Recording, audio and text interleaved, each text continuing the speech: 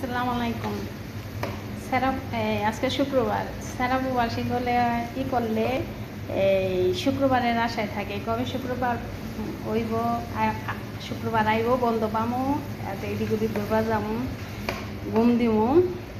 আর মহিলারা প্রবাসী হ্যাঁ যন্ত্রণা, ব্যাগ পোলাপান বাইতে থাকে, ম্যাডাম বাইতে থাকে, বাবা বাইতে থাকে, তো রান্না বান্না এই সেই করতে করতে একবারে নামাজ পড়বারও টাইম পাওয়া যায় না, কি সময় এরকম।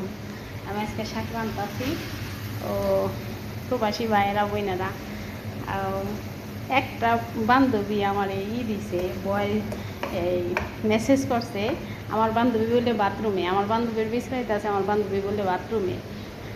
আর ফলের নাম কইছি, কিরে বান্ধবী ফলের নাম কি? ফলের নাম বললে ভালোবাসা। আস্তে আস্তে আমার জান যায়।